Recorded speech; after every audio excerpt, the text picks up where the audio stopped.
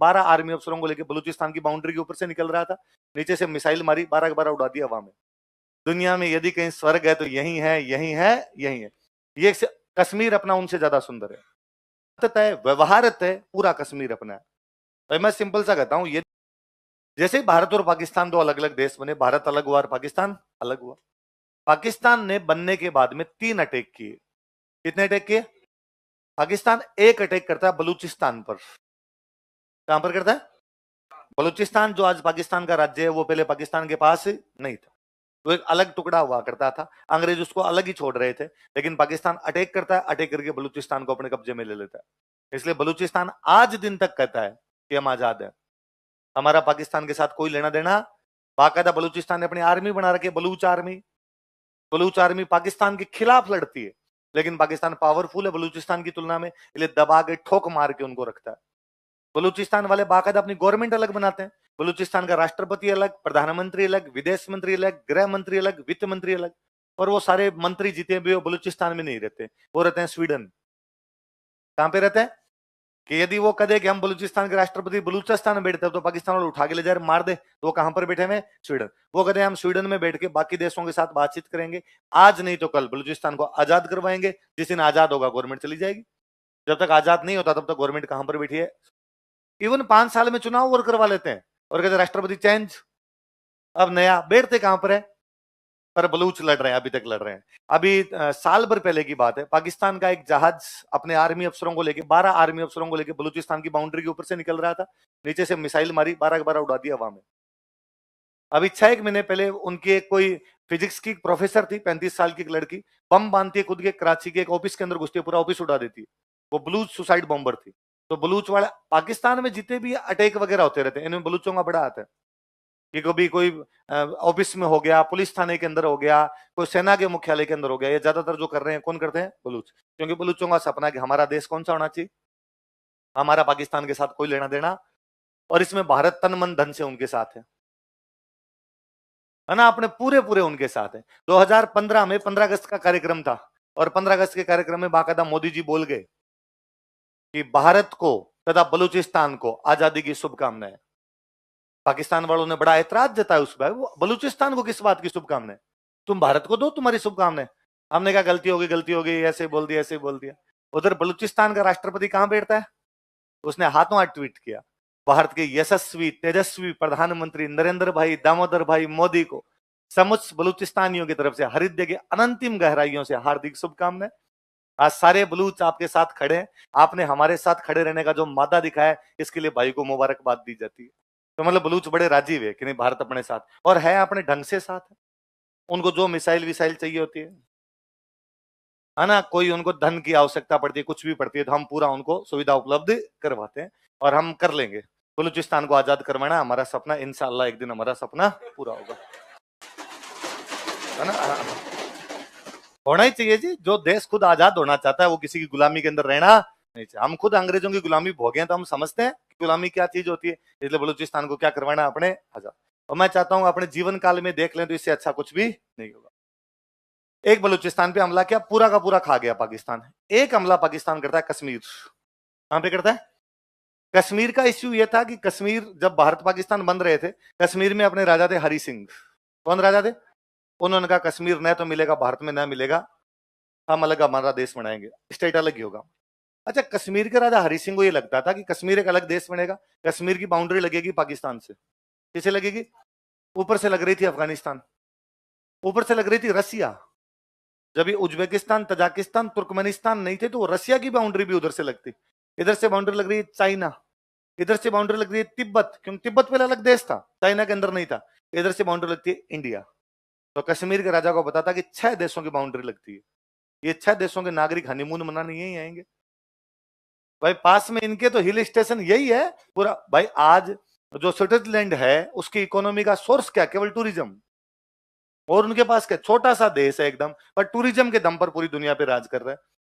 बाकायदा यश चोपड़ा को Swiss government ने पैसे दिए कि तू हमारे यहाँ फिल्में बना, यहाँ की लोकेशन दिखा। फिर उधर शाहरुख खान को दिखाया, कुछ कुछ होता है, दिल वाले दुल्हनिया ले जाएंगे, अपने वालों ने देखा, अपने वालों लगा रहा। उधर यदि घास के मैदान में ये पोज किया जाए तो मजा ज्यादा आता है। इसलिए हनीमून मनाने अपने वाले सारे कहां जाने लगे, स्विट्जरलैंड जाने लगे। तो यश चोपड़ा को अवार्ड दिए हुए, यश चोपड़ा को, शाहरुख खान को, स्विस गवर्नमेंट के, जैसे अपने भारत रत्न होता है उनके जो अवार्ड है वो इन सबको मिले हुए, कि वहां की टूरिज्म को चमकाने वाले यही लोग हैं। इन्होंने फिल्मों की शूटिंग, उन्होंने कहा तुम तो फिल्म की शूटिंग करो, फ्री करो यहाँ पे आके, और क्या चाहिए, अच्छी लोकेशन, शूटिंग फ्री के अंदर हो रही है, और शूटिंग के माध्यम से कितने लोगों को स्विट्जरलैंड दिखा गए बोलो। अब बाद में सबको लगता है कि नहीं, एक बार इधर तो वैसा है ना, दुनिया में यदि कहीं स्वर्ग है तो यही है, यही है, यही है। ये कश्मीर अपना उनसे ज्यादा सुंदर है। स्विट्जरलैंड ये कुछ ही नहीं लगता कश्मीर के आगे। वहां केवल स्विट्जरलैंड में केवल ग्रीनरी है, अपने तो यहाँ पहाड़ वाला, ग्रीनरी वाली चीजें, बर्फ, झीलें, जो जो हो सकता है वो कश्मीर, कश्मीर वाकई स्वर्ग है। अमीर खुसरो की ये जो लाइनें थी कि घर फिरदौस बर्रू है जमी अस्त हमी अस्त हमी अस्त हमी अस्त, यदि धरती पर कहीं स्वर्ग है तो यही है, यही है, यही, ये कश्मीर के बारे में, और वाकई वो स्वर्ग है।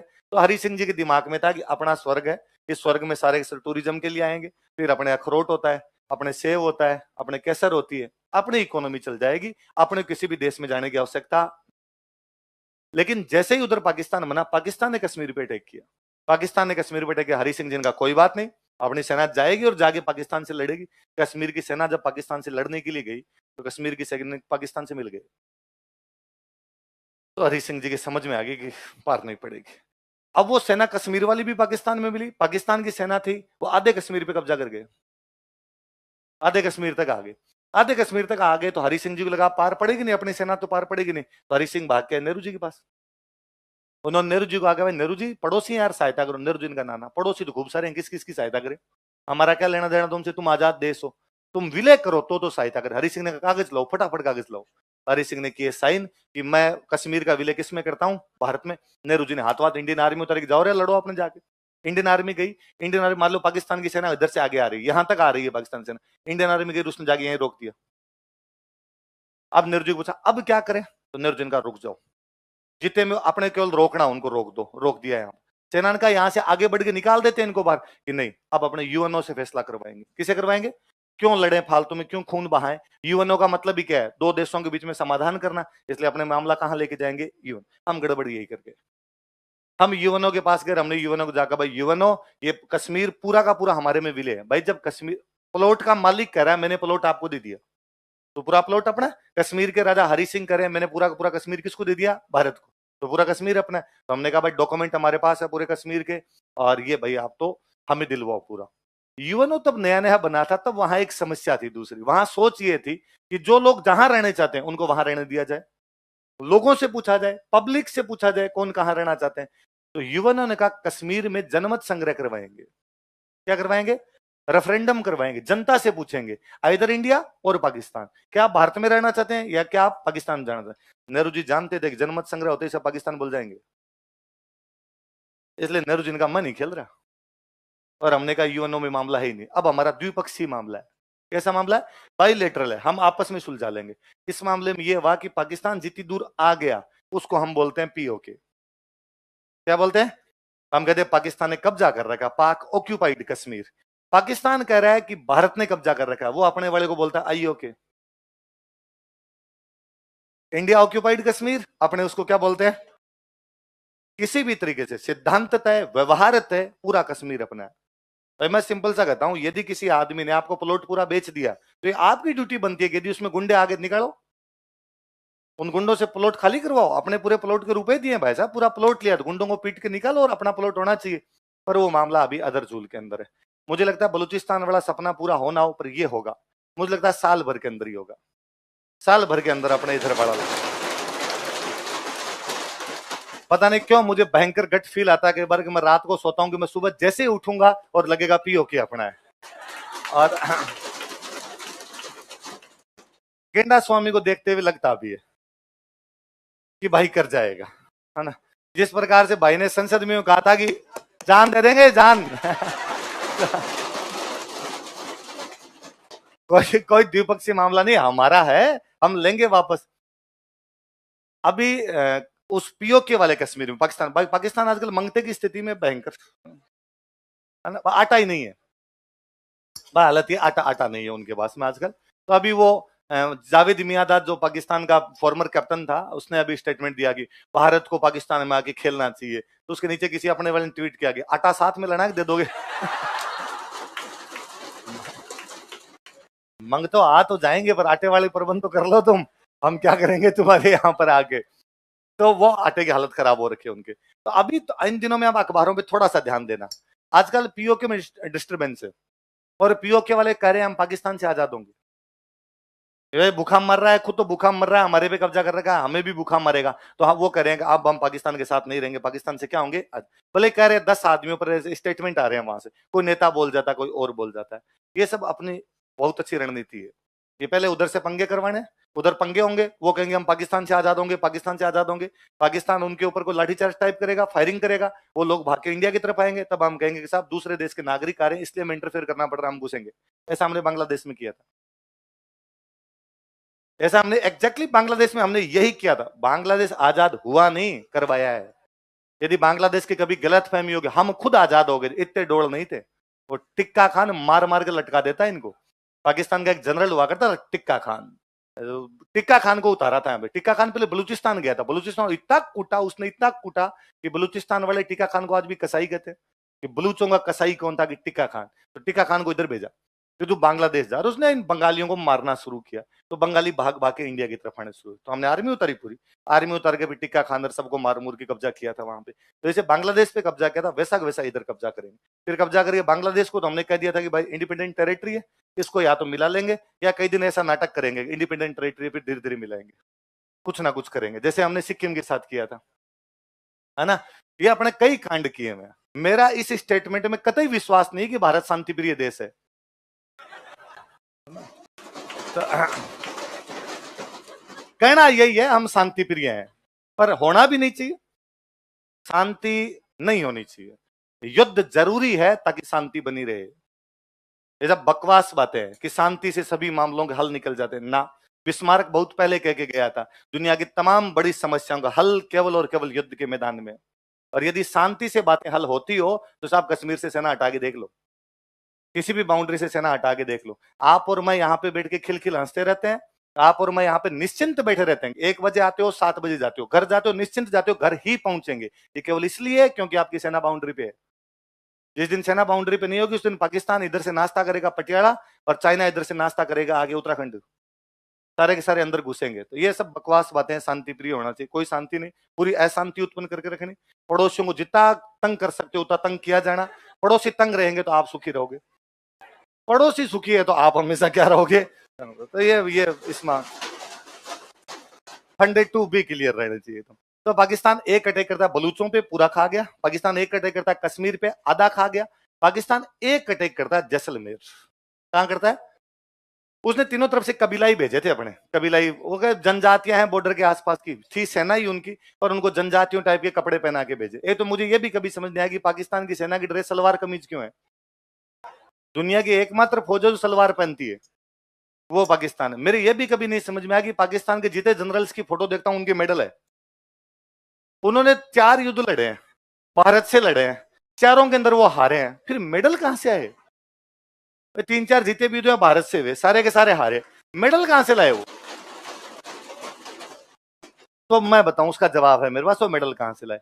पाकिस्तान की सेना भाड़े पे जाती है ना,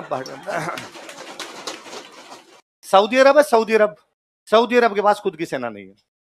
वो तेल निकालने मजे करते हैं। शेख है, एक शेख 15-20 लुगाइयां ली, तेल लिया आपने, कुछ ज्यादा दीन दुनिया को उनको लेना देना। तो वो पाकिस्तान की सेना को बुलाते हैं, भाई तुम हमारे यहाँ के लड़ो। तो पाकिस्तान की सेना वहां छोटा मोटा कोई विद्रोह होती है, उनको कूट काट के आ जाती है, और कूट काट कहते हैं इसको भाई साहब दे दो परमवीर चक्र, भाई जो भी उनका चक्र होता होगा ऐसा, फलान जी को दे दो, ये फलान जी खुद ही ऐसे मेडल बांट लेते हैं। आजकल वहां आईएस आ रखा, आईएस है ना। तो पिछले दिनों सऊदी अरब ने इनको एक जगह वास्तव में लड़ने भेज दिया। अब तक तो लड़ने नहीं भेजते थे, अब तो यूं ही था, वास्तव में लड़ने भेज दिया। तो ये चपले हाथ में लेके आए थे, बहुत बुरी हालत हुई थी, बाजवा इनकी हालत खराब हो गई थी। तो बीच में सऊदियों ने इनके पैसे वैसे रोक दिए थे कि मंग तो एक लड़ाई में भेजा तुम, मेडल लटका लटका गए रे, वहां से चपले हाथ में ले लेके आए। तो अजीब सा ही देश है, इस प्रकार की अजीब ही चीजें होती रहती। तो पाकिस्तान का तो है ना कि एक बार अमेरिका कोई बड़ा जनरल यहाँ पाकिस्तान आया, और सेना के सामने सेना की परेड करवाई उसके साथ। तो पाकिस्तान वाले सैनिक पता नहीं क्यों नहाए नहीं थे कई दिनों से, तो कोई इधर खुजली करे, बस मैं सावधान खड़े रहो यार, वो सावधान खड़ा नहीं हुआ जाए। तो पाकिस्तान का जो जनरल था उसने आके, सॉरी अमेरिका वाला जो जनरल था उसने पाकिस्तान वाले जनरल को आके कहा कि अरे ये तुम्हारे जो है ना ये नहाए नहीं कई दिनों से, और इनके अंडरगारमेंट्स चेंज नहीं हुए, इसलिए इनके सबके खुजली हो रखी है, इनके अंडरगारमेंट चेंज करवाओ।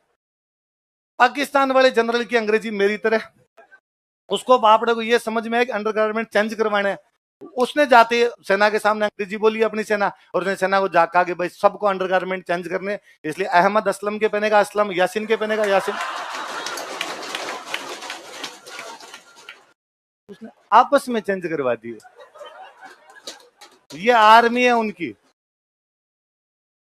तो आज दिन तक एकमात्र आर्मी है जिसके 93,000 फौजियों ने एक साथ घुटने टेक दिए। 93,000 फौजी, मतलब दुनिया में कमजोर से कमजोर देश की सेना ने भी ऐसे सरेंडर नहीं किया। ये सरेंडर किसका किया हुआ है? 71 का वॉर 93,000 फौजी सरेंडर करके एक साथ हाथ खड़े किए, भाई हम नहीं लड़ेंगे, काली गाय है, मार मत देना हमें। अभी जब ये अपने 2020 वर्ल्ड कप चल रहा था तो पाकिस्तान इंग्लैंड में फाइनल हुआ, तो अपने इंग्लैंड ने सेमीफाइनल में अपने कूट दिया, भयंकर कूट दिया। अपने वाले रन बना के 168 या 172 कितने रन बनाए, वो दोनों आउट ही नहीं हुए। वो बटलर और कौन है वो अकेले मार गए, 10 विकेट से हरा गए। पिछले 2020 वर्ल्ड कप में पाकिस्तान वाले अपने को 10 विकेट से हरा गए थे।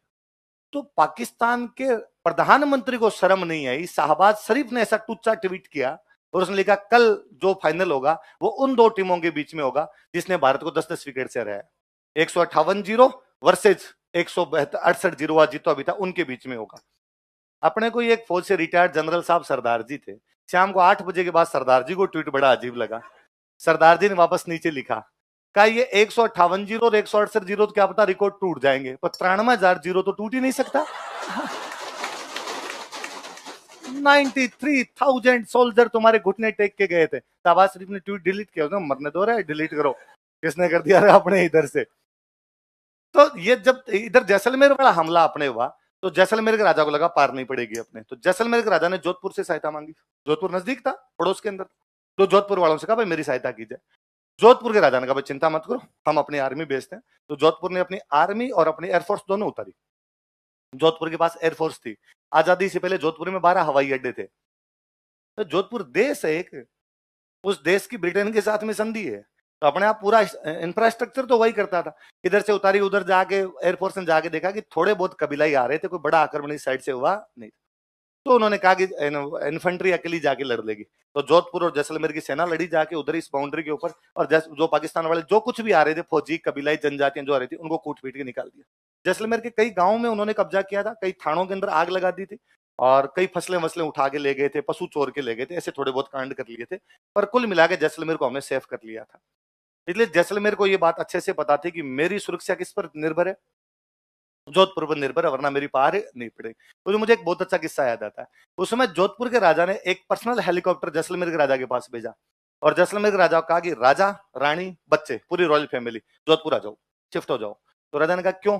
तो कहा ठीक है भाई, अपने पाकिस्तान से लड़ रहे हैं, पर ये भी तो हो सकता है हार जाए, लड़ाई में दोनों हो सकता है ना, आप हार भी सकते हो और जीत भी सकते हो।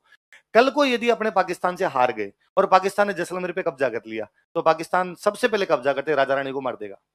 इसलिए रॉयल फैमिली को बचाना जरूरी है, उनको रेस्क्यू करना जरूरी है, आप प्लीज मेरे साथ कहाँ जाओ। तो उस राजा का स्टेटमेंट बड़ा जोरदार है, उसने कहा ना, जब जनता मर रही है तो मैं ही मर जाऊंगा। जिस जनता से 1000 साल तक टैक्स लिए थे उसको इस दुख की घड़ी में छोड़ के तो भागा नहीं जा सकता। आज मैं भगोड़ा हो जाऊं, यहां से भाग जाऊं, लोग क्या कहेंगे कि जब सुख के दिन थे हम टैक्स दिया करते तब तो यहाँ बैठा बैठा दादागिरी करता, और एक दिन हमारे लुगाई टावरों को जब मारा जा रहा था सबसे पहले भागने वाला कौन था? राजा। मैं ये कलंक लेके नहीं जाऊंगा, मैं यही रहूंगा, मरूंगा तो मर जाऊंगा, जीऊंगा तो जीऊंगा। आपको सहायता करनी है तो करो, वरना हम अपने दम पर लड़ लेंगे। तब मुझे याद आता है कि इस बार जब तालिबान ने अफगानिस्तान पर कब्जा किया तो सबसे पहले भागने वाला अफगानिस्तान का राष्ट्रपति अशरफ गनी था। राजा का किरदार, आपके जो प्रधानमंत्री, आपका राष्ट्रपति, आपका जो सर्वोच्च व्यक्ति है उसका किरदार कैसा होना चाहिए, इससे बहुत कुछ डिपेंड करता है कि आपका देश कैसा है। यूक्रेन वाला हमला हुआ है, उनके राष्ट्रपति को पता नहीं है कहाँ कहाँ है, वो पता ही नहीं। कहीं फोटो शूट करवा रहा था बीच में, एक बार वाइफ के साथ फोटो शूट आए थे उसके, कि फोटो शूट करा रहा था पहाड़ों के बीच में।